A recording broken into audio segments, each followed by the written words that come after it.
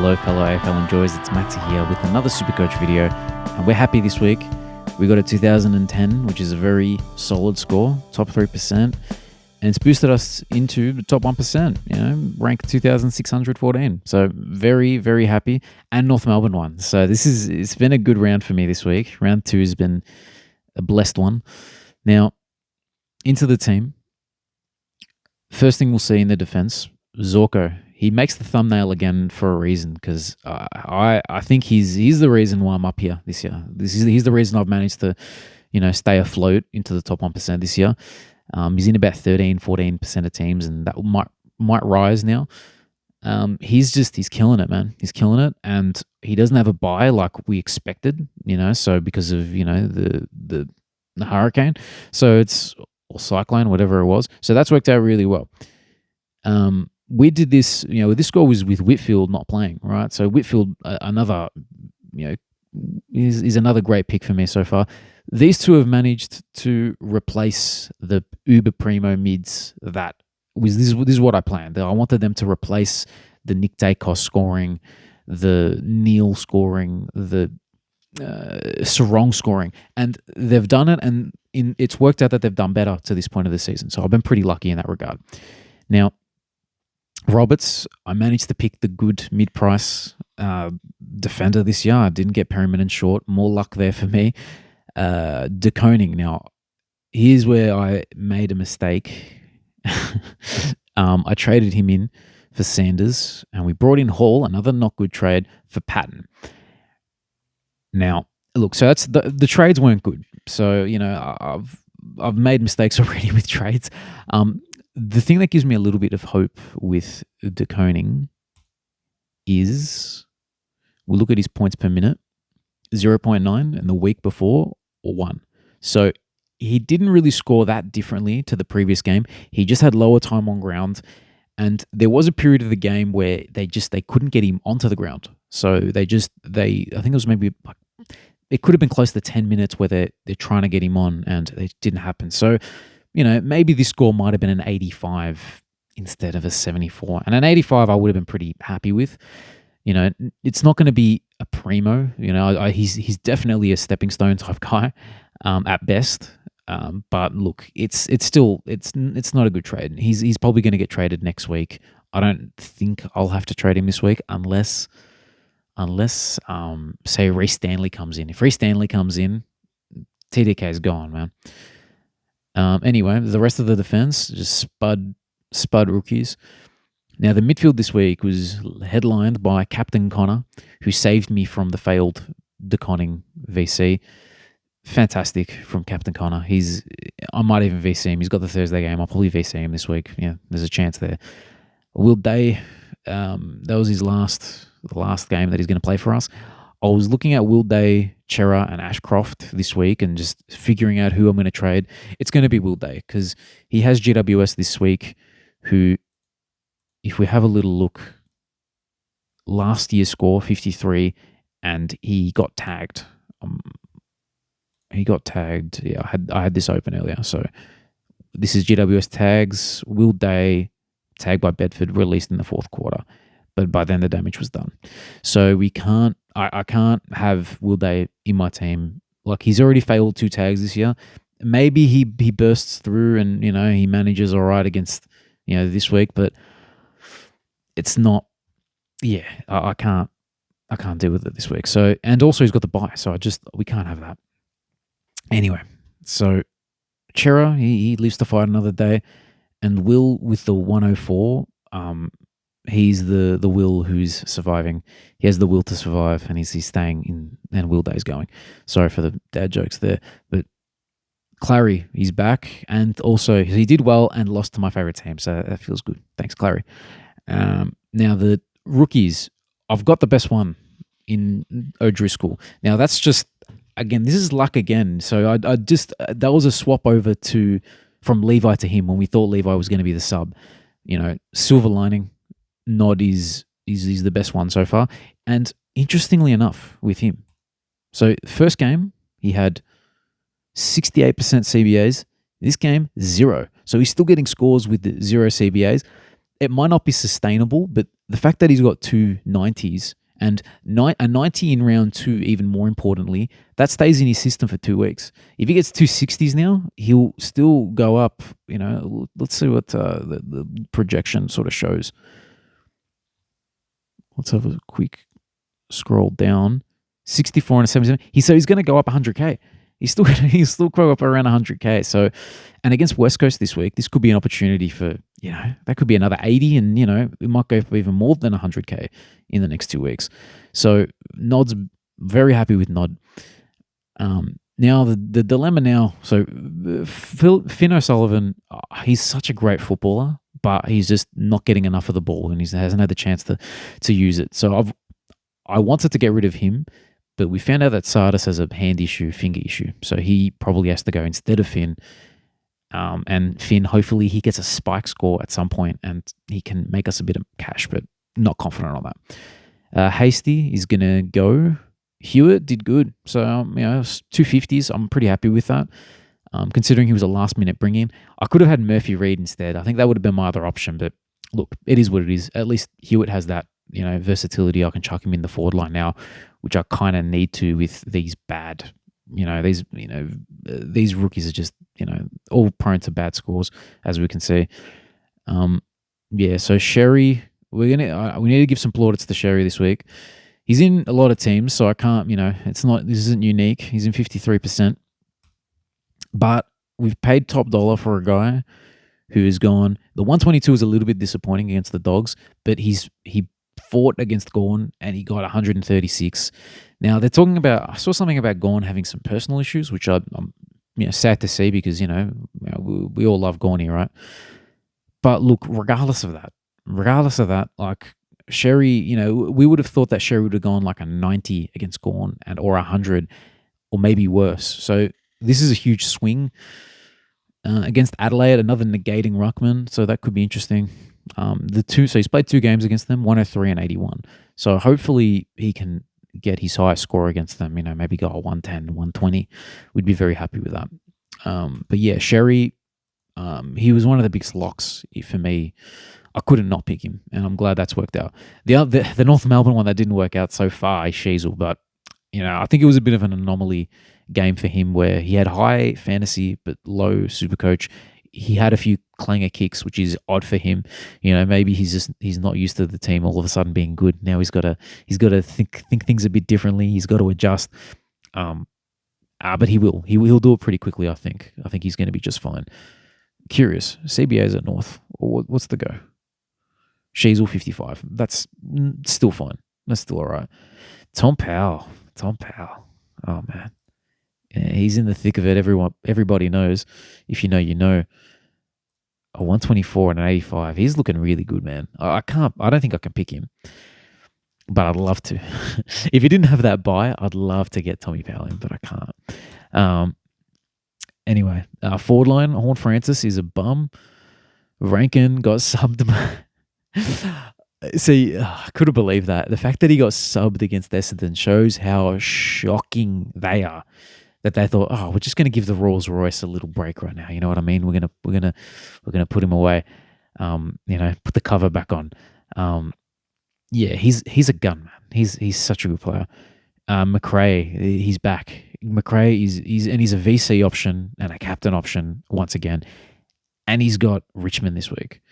So I might even put him as captain, man. To be honest with you, because like a 162 against Geelong, I don't know. My only concern is, will Richmond send Camden McIntosh to him? That's a possibility, but I feel like McRae can. I feel like he could beat a tag probably.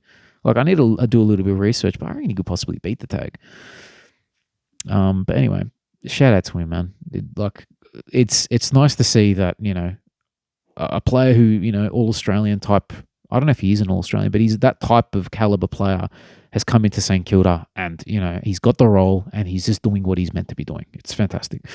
Daniel, similar thing. These two guys, they move from the Bulldogs and, they flourish in the roles that they're good at, and I know for sure Caleb Daniel's an All-Australian. The forward line, not the best. We looped in Davidson's score, which is good, so we'll take that. and never in the flex. His score dropped out. So, and whatever. Again with him, I think he had a decent fantasy return, and he had high CBAs. So that bodes well. Yeah, 63. That bodes pretty well for him. Let's have a look. Fantasy 103 and 80. So yeah, look, is what it is for that one. But yeah, he's still a fine pick. He's still going to make us quite a bit of cash, I reckon. Now for trades this week,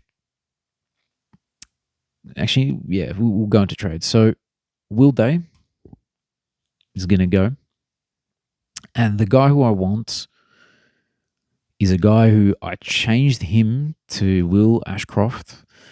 Regrets, but that's okay. We can go get him now. And it's Finn Callahan. Now, a quick look at his, actually, we'll check CBAs again because we love checking CBAs. His role has improved immensely. So 88, first round, and then 69. Not the best, I guess, the 69 there, but still, it's enough. Clicking into him.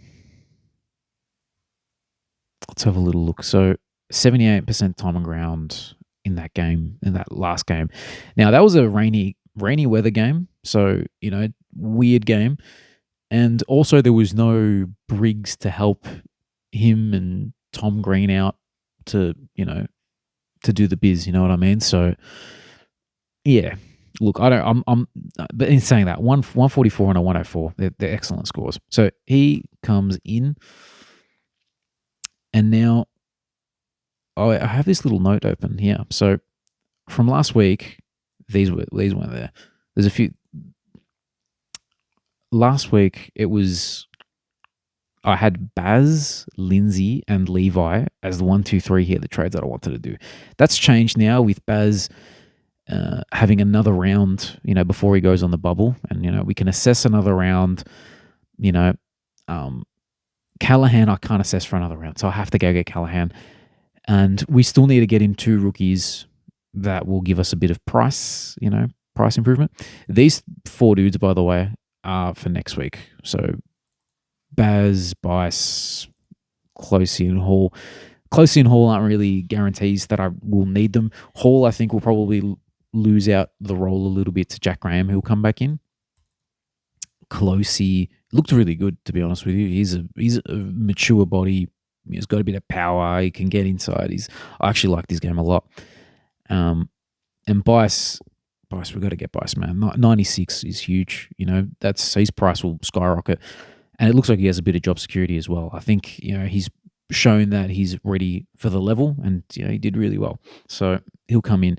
Now, Callahan and Lindsay are guarantees for me this week. So we're going to add that trade in there.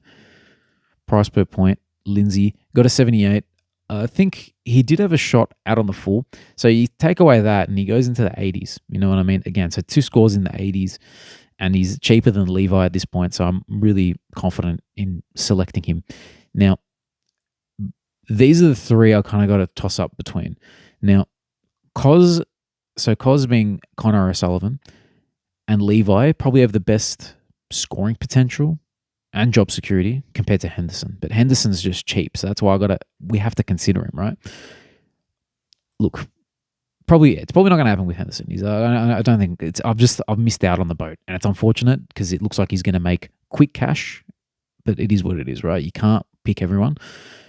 Now, between Levi and Cos, we were thinking that I thought that Stump Stewart was going to be out for a while, but it's looking like he's only going to miss 1 game, if that. He might even play, and knowing him, he's a tough nut. He'll play.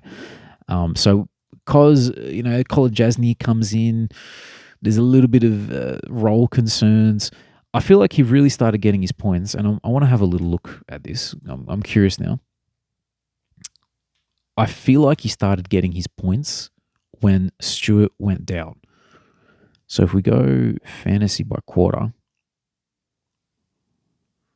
wrong team. Let's get, what game do we need? St Kilda Geelong. Fantasy by quarter. So look at Closey, 0, 15, 40, 30. He went nuts in the second half, man. He really did the biz. 57% time on ground, 91. That's impressive, man. That's impressive. It's going to be hard to drop him. Connor O'Sullivan actually was pretty good throughout. He was pretty good throughout.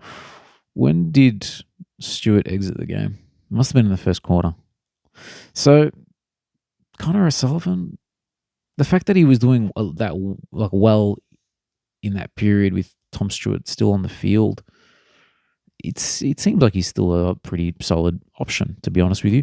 Now, the thing is, it's who. So, all right, Hasty's definitely out. All right, I don't think he's going to come back into the squad.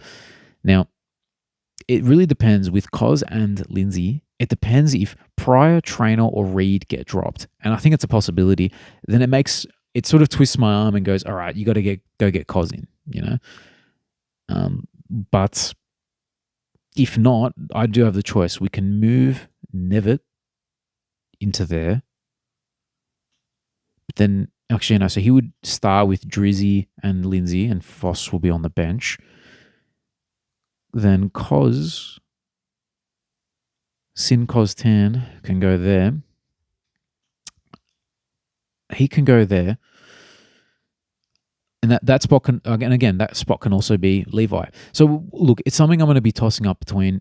It's yeah. Look, is it a make or break for my season? No, not really, But look, it'd be nice to pick the right one. I am leaning towards Levi, to be honest with you. But Cos in the defense, the thing that I like about Cos is that if he gets another 70, right? For example, gets another 70, all of a sudden, I can deal with having, him in, D6 and Bice at D5, right? And then we're going to get a return soon of AFL injury list. We're going to get a return soon for Millsy, 2 to 3 weeks. We need to wait about, 4 or so weeks for him to be on the bubble, 4 or 5 weeks for him to get on the bubble, and we can go get him, right? And then also we have to consider the fact that Stewart has a 180 break even, 184 break even. I hate these projections are shocking. I need to figure out that little attachment that I can add to do the price changes. But he could go down to like a 450, and at 450, I think what did he get around 100 on the dot? He is potentially, a top 10 defender. I don't know if he's top 6, but he's going to be, around about the mark. If at that price for Stewart, you take it. And we remember what Stewart did when we'll do a little quick look. When Stewart played in the midfield, when he got his CBAs last year, and that's what he did, last round, he managed to get his CBAs. He averages well. He averages really well, man. And even if he doesn't, that's a sub-affected game. 110. The issue is that, look, how many times he gets injured? 1, 2, 3, 4 times he's had injury-affected games in from last year onwards. So that's the concern with him. Before that, he had a little decent run of no injury games there, huh? Oh, not really. Well, look, it happened in 2023. But 2023 was a clean run after, round 1 when I had him, actually. You'd think I would have learnt, but no. Look, but we're going to consider Stewart. We're going to consider Mills. And by then, I'll be able to move him around because he'll get dual position. So, it could end up being Sheasel, Whitfield, Zorko, Roberts, Mills, Stewart, and that's not too bad. So we got to consider that. And so that means we might not need Cos or Bice, it does help us get there because it's just a guy that we can just jump up, from O'Sullivan, hopefully getting to 280, 300. We just bump him up very easily to Mills. So look, I don't know. For now, we're going to go with Sin Cos Tan over there. Now I want to show you guys game day, just because a little cheeky brag. Skodfather Cup 7. We had the great man himself. Now he got unlucky. He got really unlucky. Nank, Short. Yeah, I feel for him. Let's have a look at some of those scores. Stewart. Yeah, he really copped it this week. But look, it feels good to be, I managed to sneak into one of those Godfather Cups. Very happy. And we're able to win. So in the first round. So a couple guys. Actually, see some strong performers in that league. So that's pretty cool, man. Nice to be in competitive leagues. So I want to swing down. So Cash League, is it that one? That's a Cash League. I got into these leagues as well. I happened to see the video that they put up. Their Sea Insider boys. So I managed to win all those games too, which is cool. Where is it? What was going to say? Oh yeah, another Cash League win. Shout out to Michael Hulkamania. I feel like whenever I verse you, man, I get you. You get me on bad weeks, basically. In saying that, I think did he beat me in the finals last year? He might have beat me in the finals last year. I can't remember. I've suppressed that memory. But shout out to Michael. Now, we'll do a little Draftland detour. Actually, before we do Draftland detour, I always forget about captaincy talking. Now, we've got a few captaincy options this week. So, Port against Essendon. That's a solid VC option. De Koning against the Bulldogs is also a very solid VC option. And I'll show you why, right? For those of you who don't know. So, excuse me, De Koning. 55 break even, that's nice. 95 against them last year. However, we're not going to go. We're going to go ruck contests. Bang, ruck contests. 2024. Carlton. So that game against the Bulldogs, 45 and Pitton at 54% time, right? So a 95 from 45% ruck time is huge, right? So there's, that sort of says it all for me. He'll probably get a 130 against Timmy, against a little bit of a weakened Bulldogs midfield as well. It's still not a bad midfield, because when you got Libba and Richards, you're still quite formidable, as we've seen. But look, it's an opportunity for Tom De Koning to really stamp his authority. Then after that, Clary against Gold Coast, probably not. But here's one. Yeah, McRae against Richmond. Zorko against Geelong. I'm flooded with options, and it's just you want to get the best one. Now, I think De Koning might have a higher ceiling than Rozee, than Captain Connor. Let's just take the captain off Connor. Yeah, so I don't know. It's a little bit. It's touch and go. Yeah, I think if you're trying to go for ceiling, I think you can't. It's hard to kind of go against this. Richmond give away scores to midfielders. So, but the only concern there is Camden McIntosh is a tagger. So maybe he has the job running with McRae. But something about McRae, I don't know why. I have the feeling he can beat tags. But then has he faced tags before? Because he's had Bont in his team all the time. I don't know. But look, that's what I'm thinking this week. Finn O'Sullivan or Levi. And then it depends. It also depends who gets dropped, right? Let's do a couple little adjustments to the team here. Yeah, we don't have at this stage, we don't have any looping options in the forward line, so we're just going to have to deal with the two who we think might do the best. I'm going to go with those. Kako, I don't know. You don't know. Against Port, they don't have any forwards, which doesn't help them at that part of the ground. But then maybe that sort of will feed into more counter attacks from Essendon's perspective, because this is me just clutching at straws for Essendon, and then maybe the ball goes back to their forward line and Kako does the biz. But I don't know. He's a small forward. Could go either way. Davidson and Hewitt, I feel like probably the two safest options, I think I don't really know. Yeah, it's the rookie roulette. Then we're going to be looping Reed and Trainer again, and we can loop Campriali, who I honestly think he might get dropped this week. I honestly think he'll get dropped for Boyd, but we'll see. That's just my feeling about that. We're going to go into draft, the draft land detour. Now this week we'll go into the game day, and we're going to give flowers to the league commissioner. It always comes to the end of these videos, and then the internet starts to get a bit slow.